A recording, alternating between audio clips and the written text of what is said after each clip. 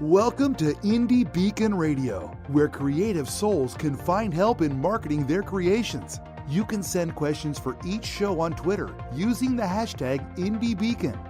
Now sit back and enjoy learning about our guest for this show. And welcome to today's show. This is your host, b-alan-bourgeois. We are going to have a nice conversation today with an author by the name of Cheri Vause. Welcome, Cheri. Well, thank you. Glad to be here. It's a pleasure. So you have an interesting background that we're going to tackle right off the bat, okay? Okay. You have been teaching theology for at least 25 years. Yes. So considering the books you've written, how would you say your background in theology helped you with writing those books? Well, most of the theology classes that I taught were based on the mysticism that's in Scripture, and particularly in the Hebrew books of, like the Talmud and the Kabbalah and what have you. And I related them in a timeline with the Catholic ladder, which was originally devised by the Jesuits, a particular Jesuit, Father Blanchard, and to teach to the American Indians at that particular time the Scripture, so that they would have something that they could look at. And they called it the Saheli stick, which means stick of heaven. And that's sort of the basis by which I taught most of my classes. And there are numerous stories that are highly mystical in nature that come along with most of the Hebrew writings and even some of the Catholic writings. And so to me, the greatest mystery, the most mystical aspect of life itself is the human soul. And Charles Dickens once said that he felt that there was a universe, a secret universe within every person that we are not really capable of understanding fully. And so I thought, this just really plays into writing mysteries, which was the first thing that I wanted to do, but I wound up writing this action-adventure story at first, based on a particular paragraph that was written in the Hebrew Talmud. And nobody's been able to fully comprehend what this small paragraph means. And it is so rife with commentary and such excitement about the potentiality of what it means. And so I took that, and I decided that was, having been a theology teacher, that it just sort of fit into writing my initial story that I had published. And that initial story is known as The Guardian of the Souls. Is that correct? The Garden of the Souls, yes, which is a way of expressing the Garden of Eden, because supposedly the souls came from that particular garden. So go ahead, you were going to say. In this particular case, though, in this particular case, it seems to be a little bit more than just the soul. I mean, it is a thriller mystery kind of aspect, because you have two archaeologists as well as other people, an FBI agent and many other people involved in the story. And what they're searching for, if I understand correctly, are the remains of Abraham and his wife that are supposedly buried somewhere.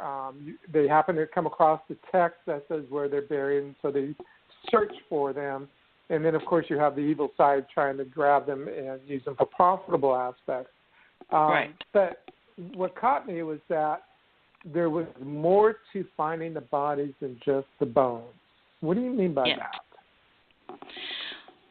Well, because it's a watershed moment in the history of mankind that if there's actual physical evidence that these people existed, and there is a cave that they say that they believe was the original cave of Machpelah, the one that Abraham bought in order to bury Sarah, his wife, in the scripture. But they don't really know that that's the one. And in my research, I found a particular passage in scripture that led me to believe that that isn't the cave. And I'm not the only one who believes that. There are any number of archaeologists, biblical archaeologists, who believe that that is not the cave, the one that they, sort of advertise and people go to or tour excursions. So I thought, where would it be? And I looked at ancient maps, and I came across a particular area that to me seemed more plausible, because the cave that they choose to say is the one where Abraham was, there was too much population around that area. And I don't think that Abraham, being an outsider, because he had to purchase the land and he had to, he kind of lived away in a tent, on the outskirts, that he would want to bury his wife right in the midst of where all the people are. So that's what got me really thinking about this particular area made more sense. And so that's where I based it on. And the fact that it would be extremely hard to find, that it wasn't that obvious. In other words, in some of the extra writings or the oral tradition of the Hebrews, they have a story where they talk about Abraham was out one day and he was tending his sheep, his flock, and he threw a rock and it echoed, and that's how he found the original cave. So it wasn't like you could just sort of come upon it and, it was so obviously a cave there. This was an accidental finding, and which seems to make some kind of sense. But it was big enough that when he came upon it and he went inside, according to this oral tradition, Abraham thought he could smell the sweetest smell he'd ever inhaled. And what he was smelling was the Garden of Eden. So it's an interesting thought to play upon not only the scripture, but bringing in that Hebrew oral tradition with these extra stories that are so fascinating, and it makes the scripture come alive, So that's kind of where I was going. All right. So I need to ask then, you've looked at the ancient maps, and you've done a lot of research in the physical context of the books and scriptures and stuff. Have you gone on the actual physical search? I've never been there. I hate to admit that, but I have taken the trip dozens of times in my mind, which writers, that's what we do. I would love to go one day. I just never had either the time, with raising children and being busy and working and, that sort of thing. But I have, like I said, taken the trip just dozens and dozens and dozens of times in my mind. And so I feel like I've been there. And looking at these different pictures and the feel of the place. And I remember once upon a time, I sent away for some information on the Dead Sea Scrolls, and they sent back this little container of dirt. So I would touch it whenever I was writing. I mean, just the tactile idea of feeling the grains of the sand and the dirt from that particular region just seemed to bring me there in a way that was very mystical. So it was like a physical connection and a sort of a soul connection, to the place. So that's the reason why I just I felt like I'd kind of been there. So is this one of those places that's on your bucket list? Oh, absolutely. Absolutely. I would love to tour it from top to bottom. And the only other place that I have that kind of pull toward is probably Italy. My husband and I always say we'd like to eat our way from the bottom of the boot to the top. And maybe a side excursion. See, I have been to Paris. I have been to different places in France. I've been to Belgium, and I lived in Holland, or the Netherlands, that they call it, for almost 2 years. And I've been to the United Kingdom. I went into Scotland. I haven't been to Ireland. But I lived over there for, like I said, a couple of years. So I've been a few places, not as many as I would have liked to have gone to. But, I visited Sweden and Denmark. And, when I was there, I sort of used it as a base where I was able to get out and see some just magnificent architecture and art. I mean, if you've never been to the Rijksmuseum, you haven't lived. The art. We only have a few seconds left. I'm would sorry. You be kind enough to let that's all right. Would you be kind enough to let people know where they can find your books and how to reach out to you? Oh, sure. I have an email address, which is author Cheri Vause @yahoo.com. And also, you can find my books on Amazon, Barnes & Noble, and I have 2 short stories that I've written that are in anthologies, and those are available too. And if you go onto Amazon and to my author page, which is just Cheri Vause, you can find all my books there listed. So. Great. We'll talk about those books when we come back. And, of course, she is also available on Twitter at Cheri Vause and Facebook as well, correct? No, I don't have a Facebook account. No, just Twitter okay. and LinkedIn. All right. There you go. We will be right back, and we'll talk about her other books in just a moment.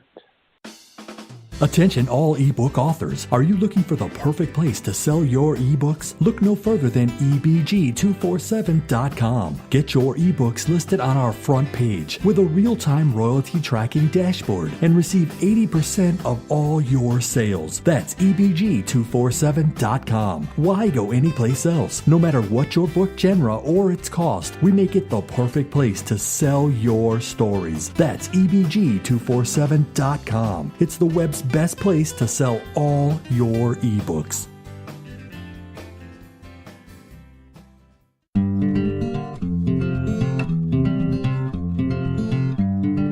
Howdy, I'm John Cruder, the Midnight Marauder.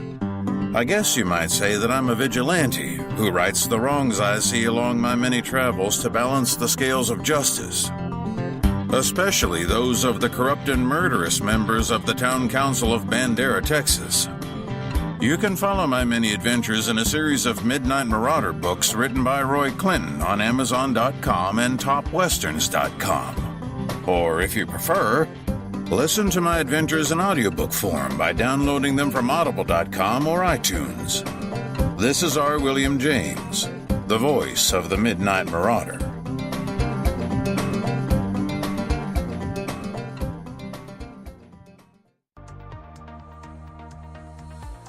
Hello, Texas authors. My name is Randy James, coming to you from my Carrollton recording studio, where I spend time writing and producing commercials for my radio endorsement clients, as well as my private freelance clients. I'd like the opportunity to help you sell more books with a commercial like this and get listeners of Dear Texas Radio excited about your title, all at a special introductory price. Available to members of the Texas Association of Authors. Call or text 214-762-1942. That's 214-762-1942. Bourgeois Media and Consulting, a book publishing consultant where creative inspiration is realized. More at bourgeoismedia.com. Welcome to Indie Beacon Radio, where creative souls can find help in marketing their creations. You can send questions for each show on Twitter using the hashtag IndieBeacon. Now sit back and enjoy learning about our guest for this show. And welcome back. We're glad to have you with us. And we were talking, and we'll be continuing to talk with Cheri Vause, who has written several books and short stories. We were talking with her in the last segment about the Garden of Souls. And now we're going to go ahead and talk about The Touch of a Shadow and The Night Shadow. Cheri, these are a series, and they seem to go along with your basic background and stuff. But give us a little bit of clues to what they are about and why you chose to write them. Well, I said it in the 1960s, and it wasn't because I had any particular love for the 1960s. I decided that I'd like to plop these two characters in the middle of a particular era where you didn't have all of the forensic methodologies that you do today. So there's no, CSI kind of thing going on with these two private investigators who were formerly New York City detectives on the homicide squad. So I just like the idea that rather than have them rely a lot on tests or any kind of forensic, rigmarole, that it would be solely within the mind. And so these are psychological thrillers. They have a very noir edge to them. And I chose to do that primarily because I wanted to show that even though there's darkness and that people who are dealing with all of this darkness in, humans' lives, that there is a light, and that within that light, they can overcome tremendous obstacles. The two leading characters, who are the private investigators, the first is Esther Charlemagne, and she's had a very seriously marred marriage that didn't last. She had a child, and the child was actually killed while he was a teenager. And then she suffered breast cancer. So I actually got the idea from watching a film, a very noir film, Diabolique, and in the remake that was with Sharon Stone and Isabella Adjani. And the detective was made a female instead of a male like in the original one. And this female had breast cancer. And I thought, God, that's perfect, because here you have a woman who's really, at that particular time during the 60s, was a very male-dominated world. And she has to overcome all of these obstacles, even in the boys' club. And she finds someone who lifts her, helps her out of this tremendously depressing kind of life that she was living just by loving her. And she experiencing that. And so he's her partner. And they, without giving too much away, The Night Shadow is the first one, and it's based upon a dance that was choreographed by George Balanchine for the New York City Ballet Company. And I like the idea because it's about a somnambulist, which is someone who sleepwalks. And it's a very interesting ballet. It wasn't quite as popular as some of his other ballets, but it's stunning in that you have this figure who goes through the ballet who's asleep. And so I sort of wanted to use that as a metaphor for everything that was happening to these two people who were trying to investigate a case into a ballerina who was killed in a fire. But the father and the mother suspect that she was murdered. They didn't accept the fact that she was just killed in the fire. And so they start investigating. And what they find is not exactly what they had perceived that might be the case when they first started out. And so much happens to them that it helps even their relationship to move forward. And I carried that on into the second book, which is The Touch of a Shadow, and that one is based on a photography as a metaphor, in that photography during the 1960s, black and white was very popular, even though they did have some color work at that particular time. But they're reawakened to a case when they were on the New York City Police Department that they thought was over in the 60s. It occurred in 1959 within this book. And there's a flashback in it that you go through them as they're trying to work this case. With them, you take the walk along with them as they're trying to work through this case.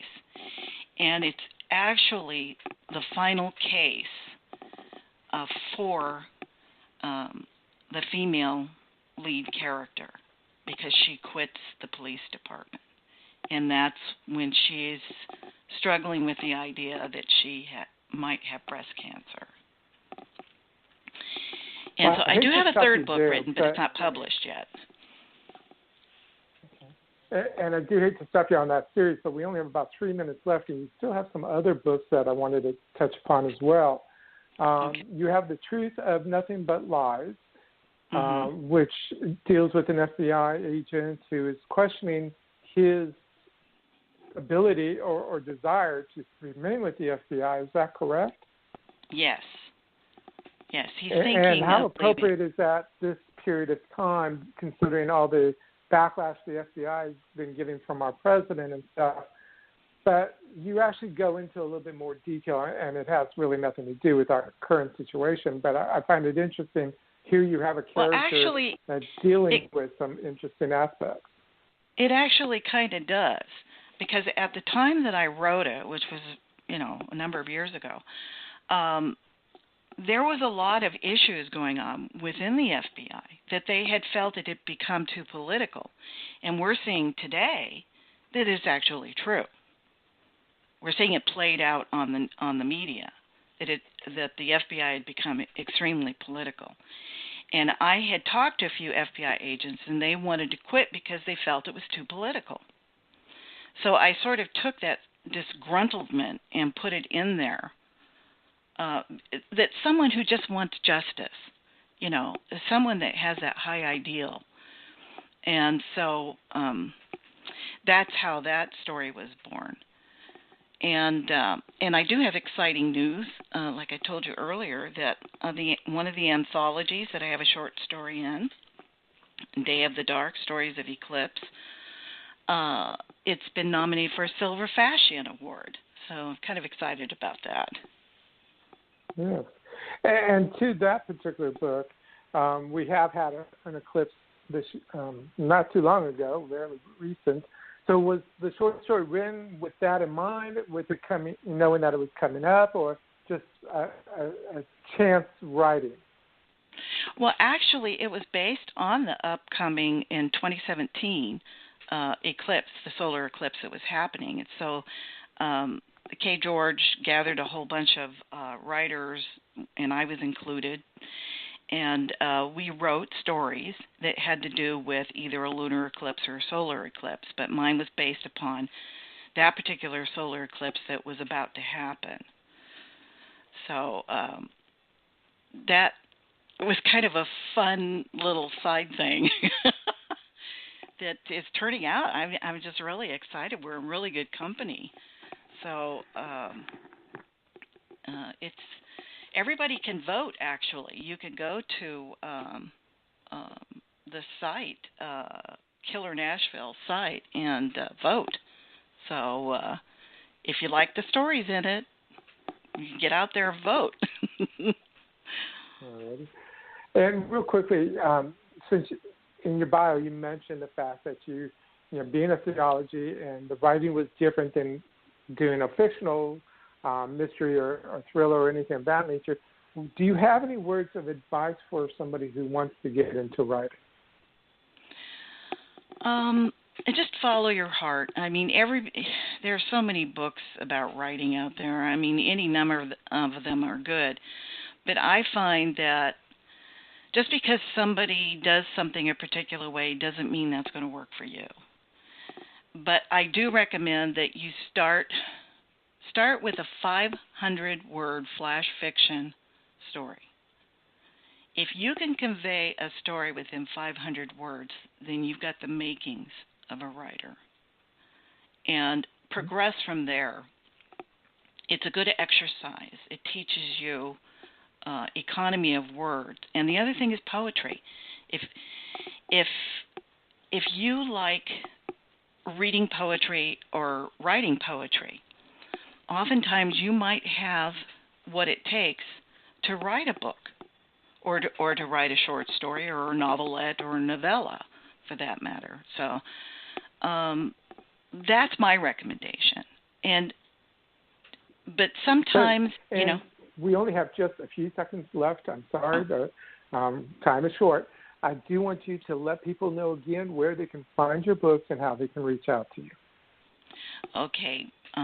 All books written by me can be found on Amazon, Barnes & Noble, actually online at many bookstores, and they're available in ebook and paperback. And very easy to find.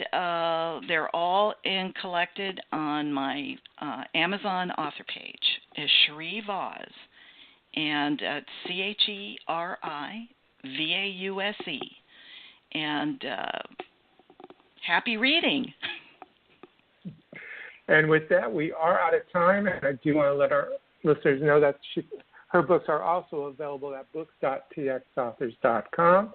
And we thank you very much, Cheri, for being with us. Thank and we you. wish you the best of luck. You too, and thank you so much. I had a good time. Texas Authors is proud to be a supporter of IndieBeacon.com, a website that supports indie authors from around the world. If you are looking for help with marketing or getting published, IndieBeacon.com can assist you.